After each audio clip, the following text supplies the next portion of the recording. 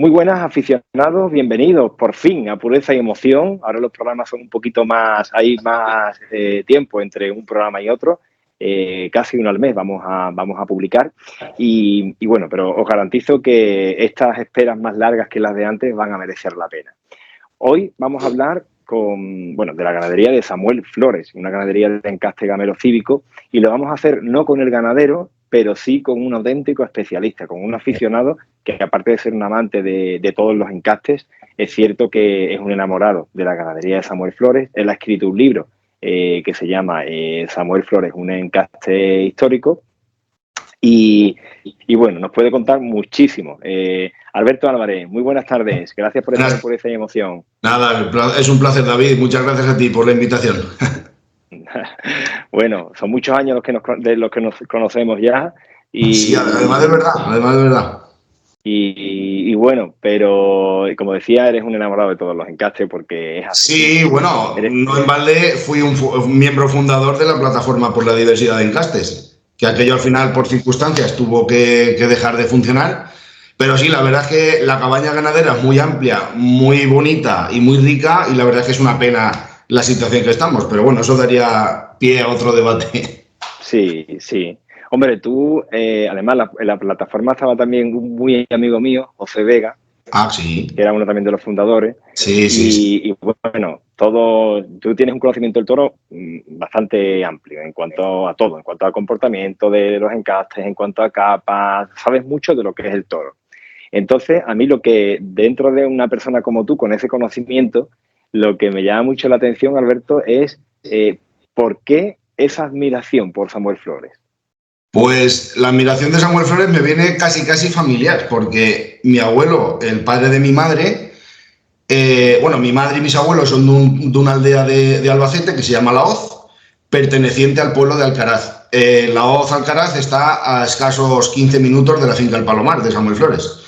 Entonces, mi abuelo en su juventud fue cabrero de Samuel Flores, sus dos hermanos fueron pastores de Samuel Flores, todas las amistades de mi abuelo, el que no era cabrero era mulero, el que no era porquero, ¿sabes? Estaba todo relacionado con Samuel Flores, porque Samuel Flores antes, ahora también, pero hace 80 años, 90, era ganado lanar, ganado caprino, vacuno. Entonces, por la zona, el que no trabajaba, como digo, de Samuel Flores de una cosa, trabajaba de otra. Entonces, de pequeño, tanto ir al pueblo, lógicamente, la familia y tal, y todas las amistades de mi abuelo siempre salían a relucir pues anécdotas. Pues yo cuando estuve en el Palomar, no sé qué. Y entonces, claro, de pequeño, tanto el Palomar, tanto Samuel Flores, también las fiestas de alrededor del pueblo de mi familia, cuando no eran vacas de Samuel Flores, eran herales. Cuando no, es que unido a mi afición y a mi siempre interés en lo que es el toro, pues me centré en lo de Samuel Flores de una manera casi, hombre, que se me entienda la expresión, casi enfermiza, pero porque era... Yo escuchaba a Samuel Flores, pero yo de pequeño no asociaba... Sí, Samuel Flores es un ganadero y ya está, tiene toros, pero no pensé que era tanto como llegué a descubrir con el libro. Entonces, claro, poquito a poco, como digo, en la lidia de vacas, de novillos, siempre por allí, las historias que me contaba mi abuelo...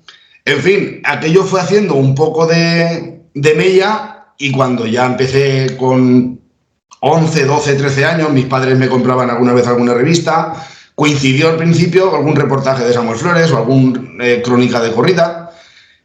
Y nada, pues aquello quedó ahí, me las iba guardando chimpún, ¿vale? Sin mayor... Pero ya llegó un momento que el archivo me lo fui seleccionando por años y ya todo ha desembocado en el libro. Pero vamos, todo viene por eso, porque mi familia materna es de un pueblo muy cercano a la finca El Palomar, y además laboralmente también durante unos años estuvo ligada a la casa. Fruto de eso, pues como decía antes en tu presentación, muchas conversaciones con el ganadero, que es un gusto escuchar hablar a don Samuel. Ya lo creo. Es que es un gusto escuchar hablar a don Samuel.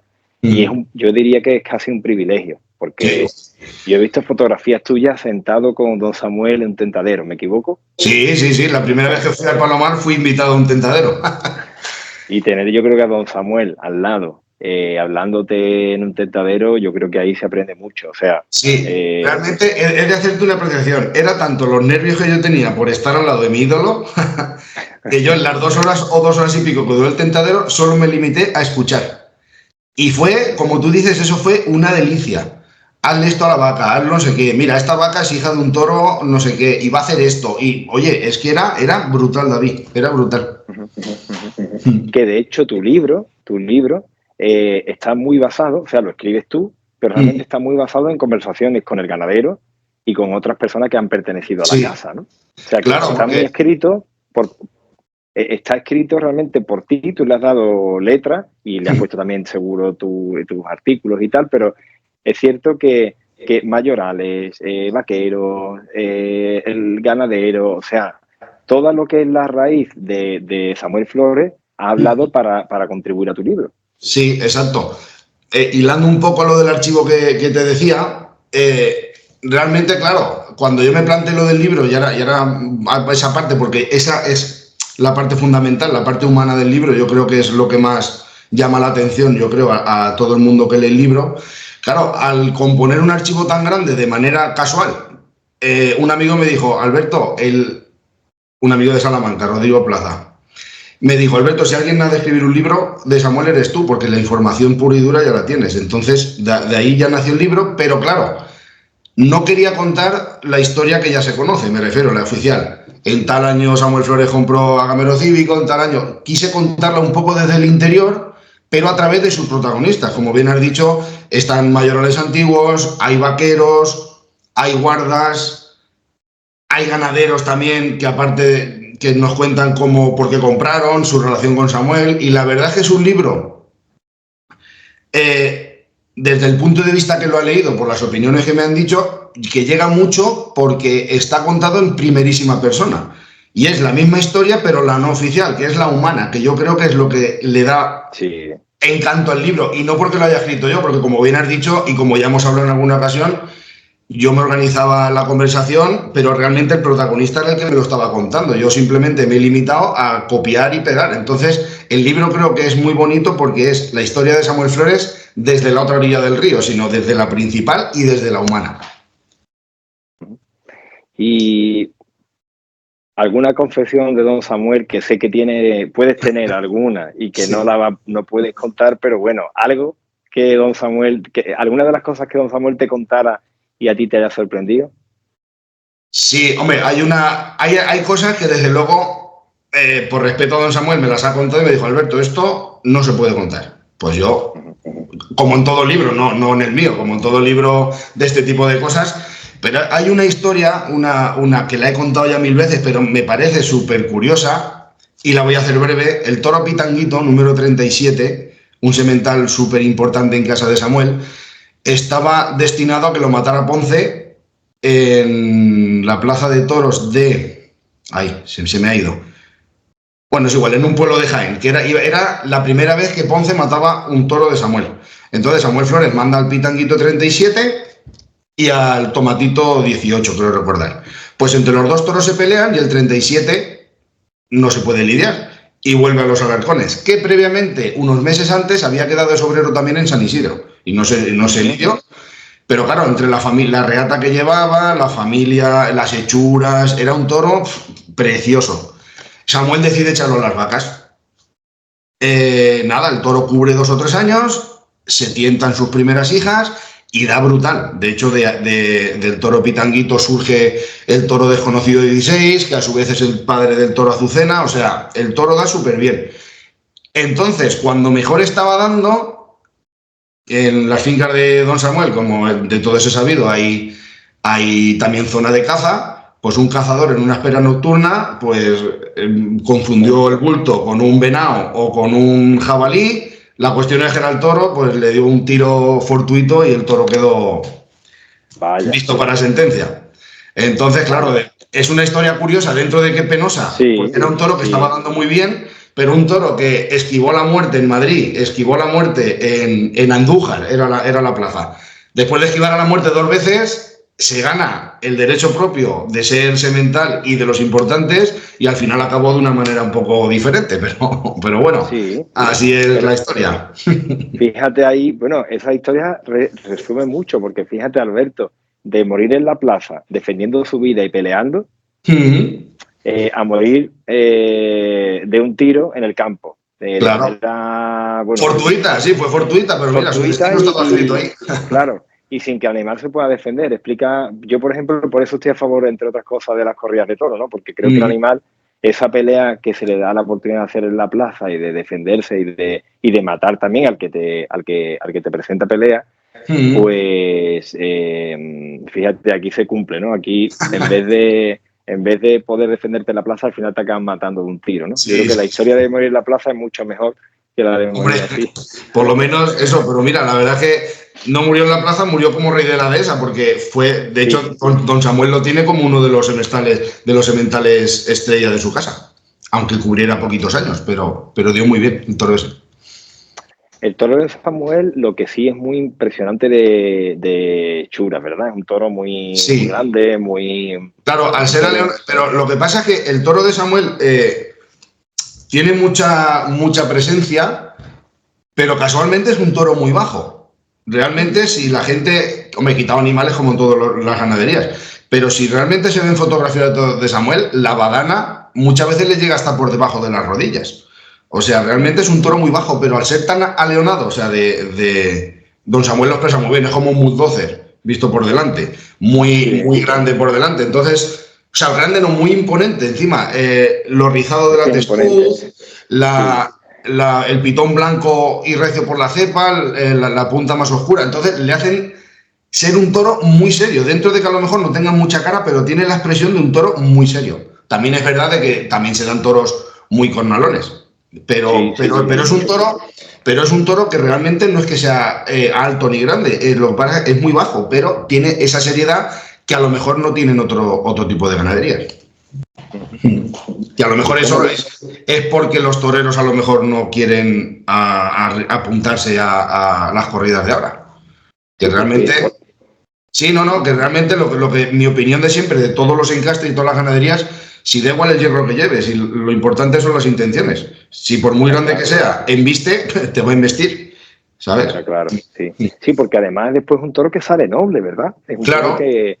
Sí que es verdad que a lo mejor, bueno, don Samuel lo ha contado muchas veces, es un toro que le cuesta calentarse, entrar casi todo lo que viene del tronco Parladé, pero más concretamente de Ibarra, le cuesta mucho calentarse, pero el toro cuando se centra y saca todo lo que lleva dentro, si el torero también es capaz de sacárselo, es un toro muy agradecido y que va más. Y luego en la muleta, también es verdad que es un toro que tiene a lo mejor alguna tecla, le tienes que sobar mucho al principio, llevarlo muy largo, sabes, que no te tropiece la muleta, pero vamos, si consigues pillarle el hilo, es un toro que es muy agradecido y sobre todo que es un toro que tiene el que es bueno, tiene unos finales impresionantes.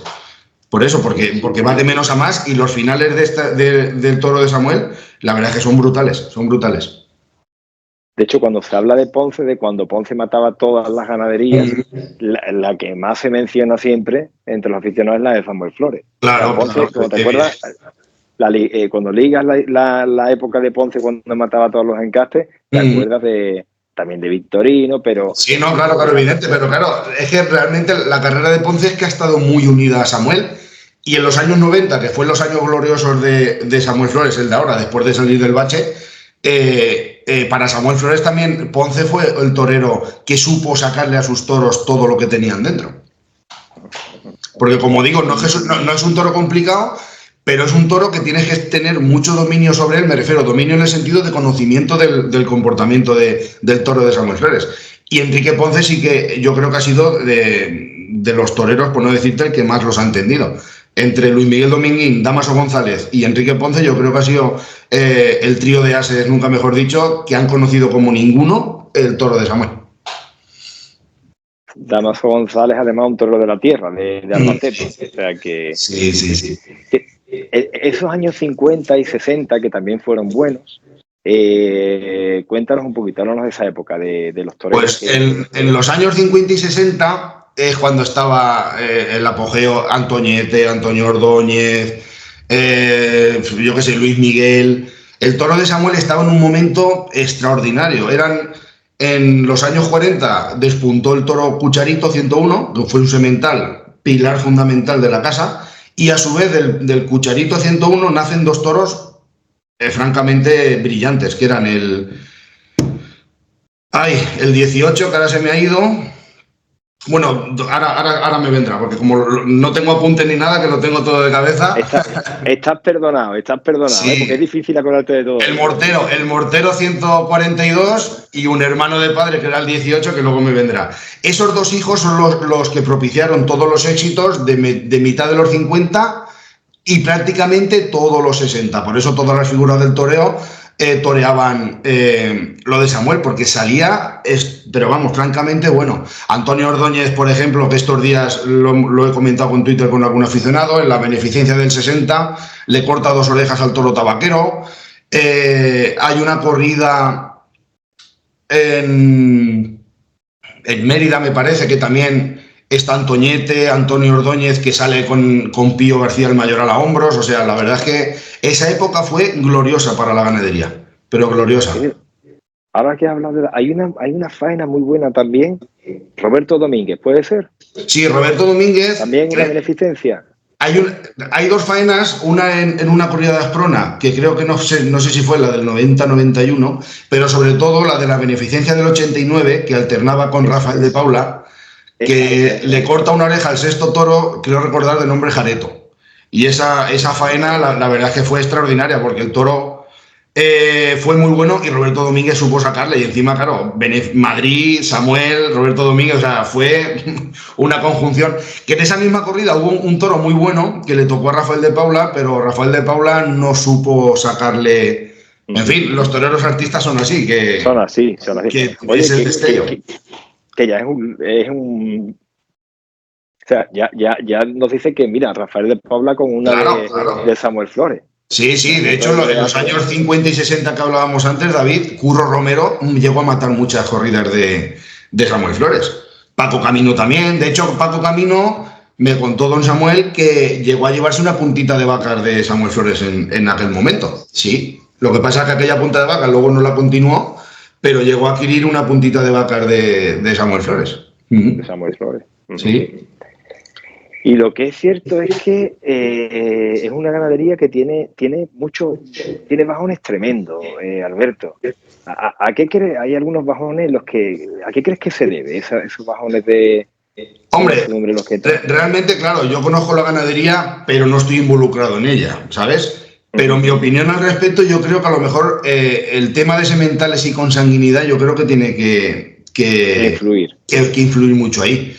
De hecho, don Samuel lo ha contado muchas veces y en el libro lo expone a las 1000 maravillas. O sea, llegó a tener un problema de infertilidad en los toros, en los machos, menos mal que no fue en las hembras. Entonces yo creo que encontrar el semental que te ligue con las vacas, esquivar un poco la consanguinidad, yo creo que en este tipo de ganaderías, con el núcleo tan cerrado, mantener la pureza, yo creo, David, que es un milagro que ganaderías como la de Samuel Flores sigan en pie y sigan luchando e intentando sacar su toro adelante. La verdad es que tiene un mérito, bajo mi punto de vista, tremendo. Luego, además, también a la casa también le influyó el tema sanitario del finales de los 90, primero de los 2000. También hubo muchas vacas que tuvieron que matar. Luego, cuando ya sacaban la cabeza, le vino el problema de la infertilidad que hablamos.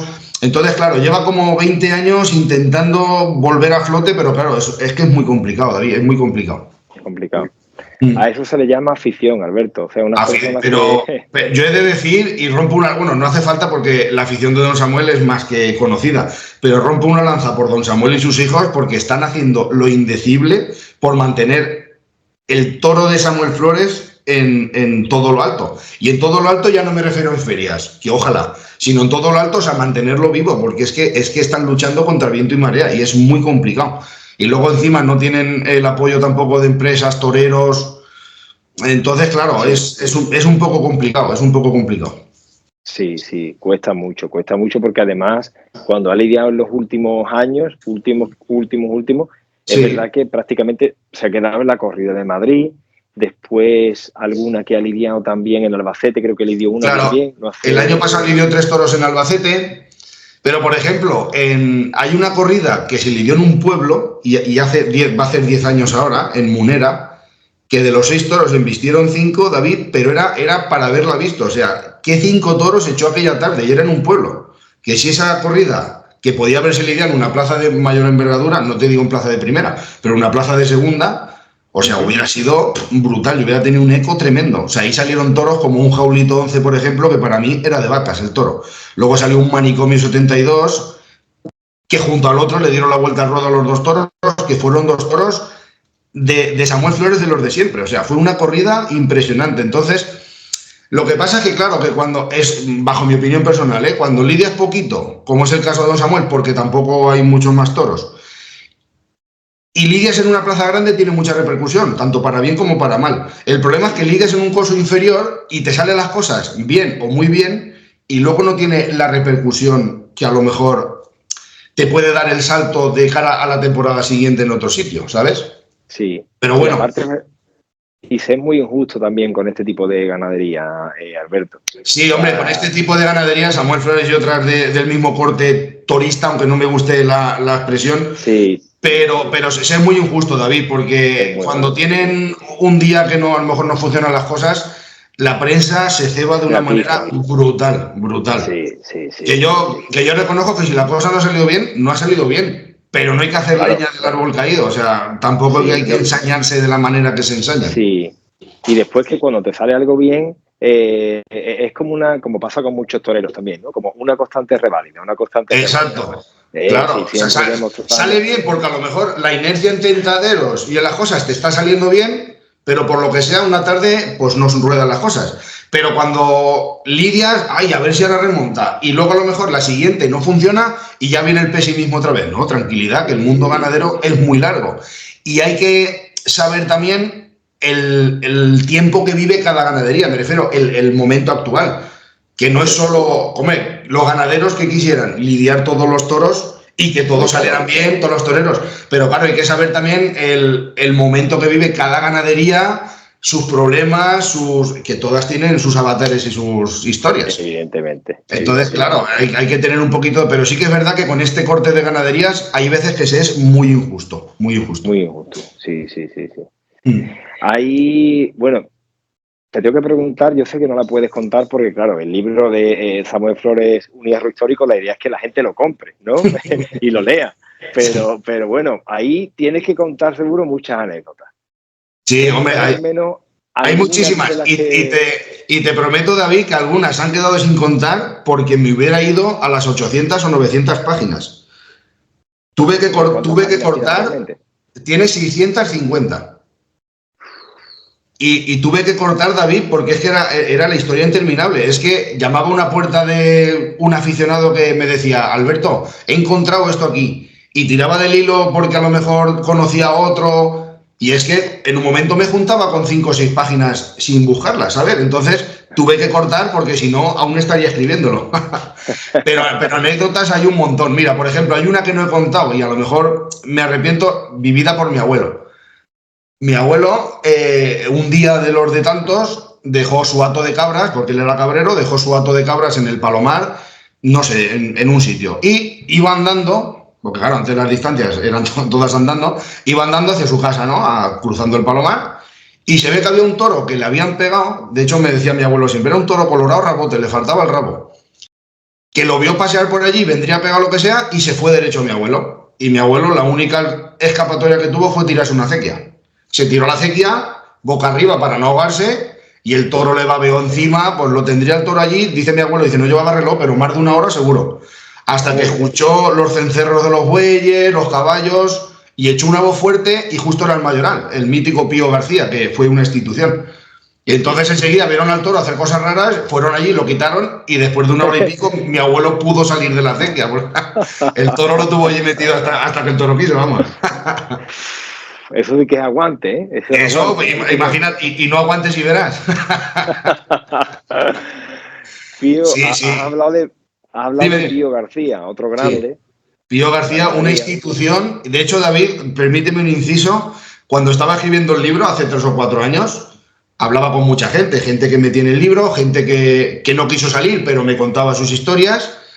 Un hombre de más de 80 años, pero muy metidos, llorando como un niño, recordando a Pío. Me dijo, Alberto, estuve 20 años en la casa y luego me fui de albañil. Si pudiera retroceder 50 años y estar con Pío, no dudaría en volver atrás y volver a vivir lo que viví. O sea, Pío marcó de una manera, tanto en la ganadería como en lo humano. Fue un hombre, por lo visto, fuera de serie.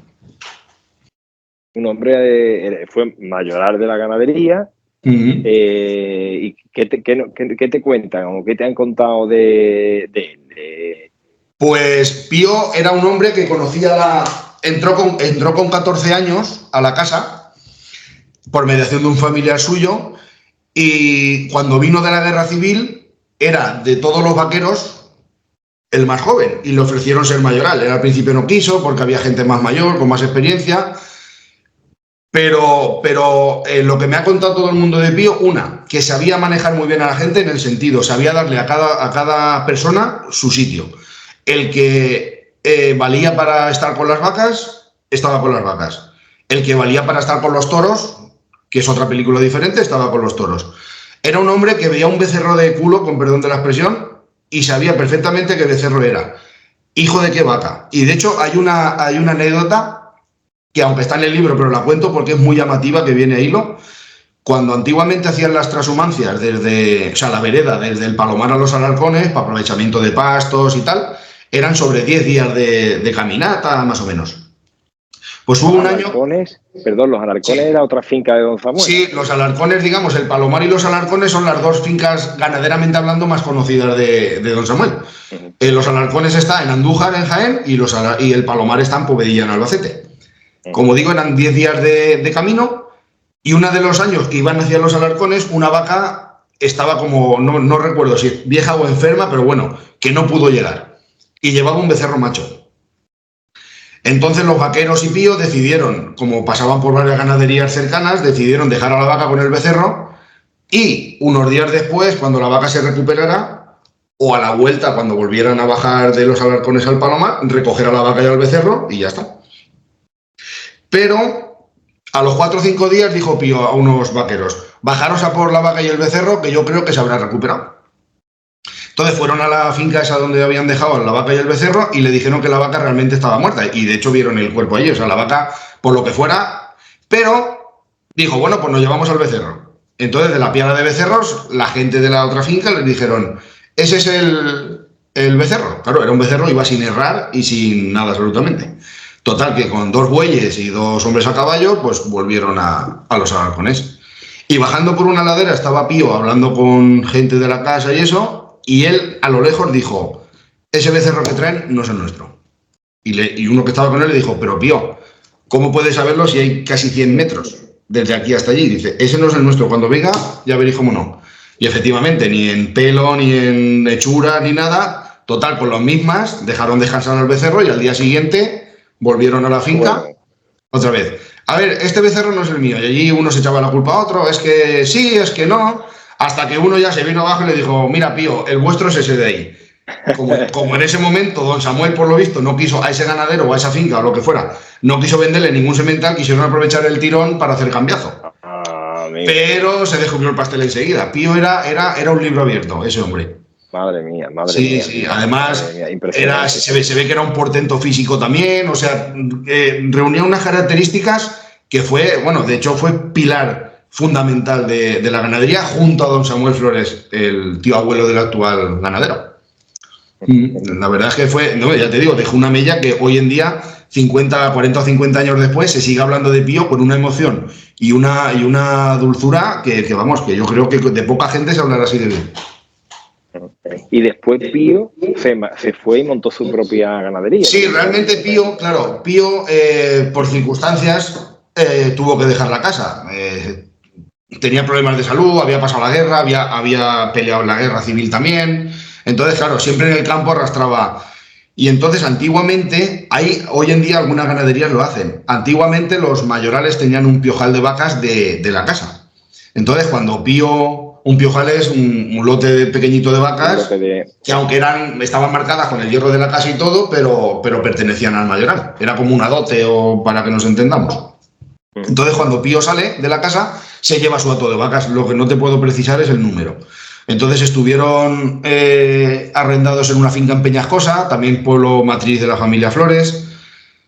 Y con el tiempo, de rebote, conocen a Juan Pedro Fernández, que a su vez es el que había comprado la ganadería del Pizarral de Casa Tejada, que era a los Gardón, que habían sido empresarios de las ventas.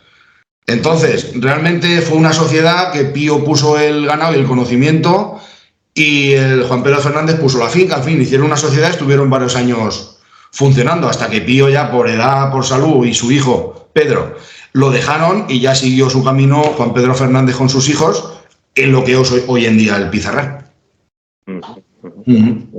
Bonita, bueno, sí. Al final, ¿no? El destino. El destino, sí, la vida. Al final la vida da muchas vueltas.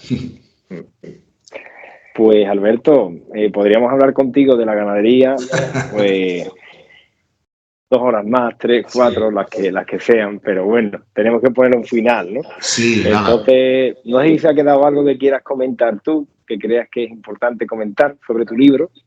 Nos tienes que contar dónde comprarlo, que me imagino que en la librería Rodríguez será un punto, seguro, ¿no? No, la verdad es que no. Vaya. Vale. Para que veas que esto no estaba preparado. Para que sí, no. Pues mira, yo te puedo contar de mi libro que está escrito desde el profundo admiración y respeto hacia la ganadería y sobre todo hacia la figura de don Samuel. Porque como bien cuento en el libro, don Samuel ha peleado lo indecible por mantener, aparte de los problemas que hemos hablado ahora de infertilidad, enfermedad. Cuando cogió la ganadería él, que es cuando el bajón de la ganadería de crisis de juego, le costó casi 20 años levantarla otra vez y la verdad es que aprovechando el tirón, yo creo que el reconocimiento que le va a dar la Real Unión de Criadores de Toros de Lidia, ahora este mes de abril, a su trayectoria ejemplar, cito textual, la verdad es que yo creo que es un ganadero, que otros se lo merecen, pero en este caso yo creo que es un ganadero que le viene que ni pintado porque el esfuerzo económico, personal, emocional que ha sufrido don Samuel para mantener y llegar hasta hoy, 2024, con la ganadería, la verdad es que no seremos los aficionados realmente del campo y de la ganadería, no seremos nunca conscientes del trabajo tan brutal que ha hecho don Samuel. Y en el libro he querido reflejar eso, aparte de mi admiración por la ganadería, o sea, el esfuerzo de la familia en general y de don Samuel en particular, en que siga viva a día de hoy la ganadería de los Samueles y con un futuro súper ilusionante, porque ya está ahí la 9ª generación, que son Isabel, Samuel y Carlos, que ya gestionan cada uno un hierro también.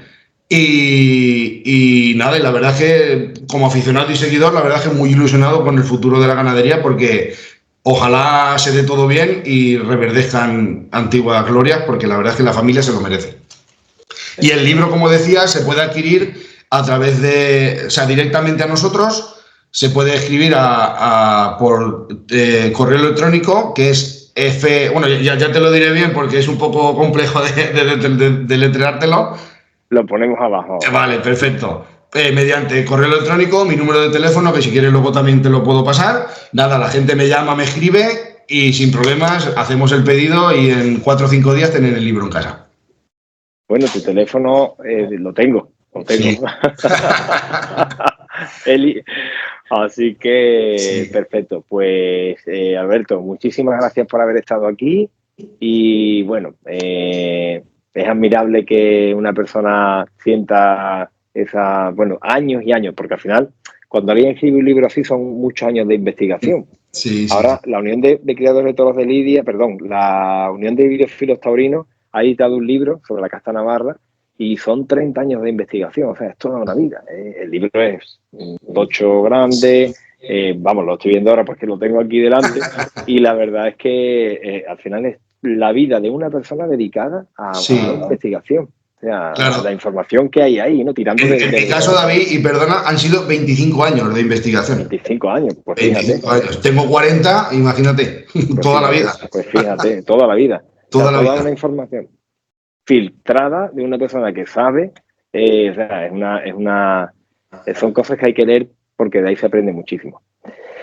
Muy bien, Alberto, pues muchas gracias. No, David, al revés, agradecidísimo que me des la oportunidad de hablar desde tu medio, que la verdad es que sigo muchísimo. Y nada, aquí me tienes para colaborar contigo lo que necesites, sin problema ninguno. Pues agradecido. Un abrazo muy fuerte, Alberto. Gracias. Un abrazo, David, muchas gracias.